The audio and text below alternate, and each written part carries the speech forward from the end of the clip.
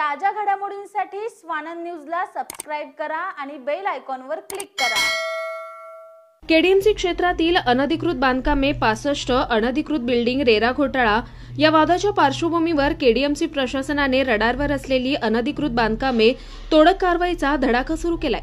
डोंबिवलीतील खंबाळपाडा येथील मनपाच्या उद्यानात आरक्षित भूखंडावर बांधलेली अनधिकृत 5 मजली इमारत जमीनदोस्त करण्याची कारवाई प्रभागाच्या सहाय्यक आयुक्त हेमा मुंबरकर यांच्या कर्मचारी पथकाने शनिवारी सकाळी सुरू केली आहे। त्यामुळे आरक्षित भूखंडावर अनधिकृत बांधकाम करणाऱ्या भूमाफियांचे धाबे दणाणलेत। या तोडक कारवाईत जेसीबी, डंपर आणि अनधिकृत बांधकाम विरोधक कर्मचारी, अनधिकृत बांधकाम विरोधी पोलीस कर्मचारी असा मोठा फौजफाटा होता।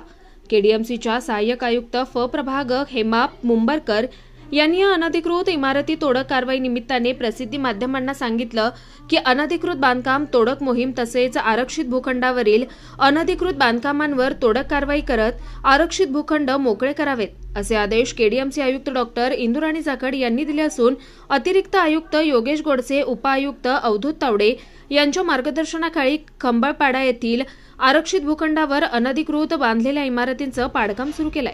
आरक्षित भूखंडांवरील अनधिकृत इमारतीचं बांधकाम जमीनदोस्त झाल्यावर हा भूखंड मोकळा होईल। प्रशासनाच्या आरक्षित भूखंडावरील अनधिकृत बांधकाम पाडकाम मोहीममुळे आरक्षित भूखंडावर अनधिकृत बांधकाम करणाऱ्या भूमाफियांचे धाबे दणाणलेत।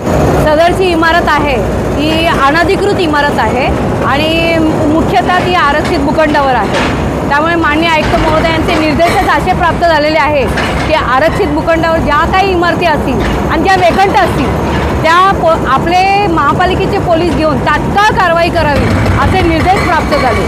त्या अनुषंगाने माननीय आयुक्त महोदय यांचे निर्देश माननीय अतिरिक्त आयुक्त गोडसे साहेब, तावडे साहेब यांच्या मार्गदर्शनानुसार आज ही कारवाई चालू केलेली आहे आणि आरक्षित भूखंड लवकरात लवकर म्हणजे आज आणि उद्यापर्यंत कसा मोकळा करता येईल त्या पद्धतीने कारवाई सुरू झालेली आहे। धन्यवाद। कुणाल म्हात्रे, स्वानंद मीडिया, कल्याण।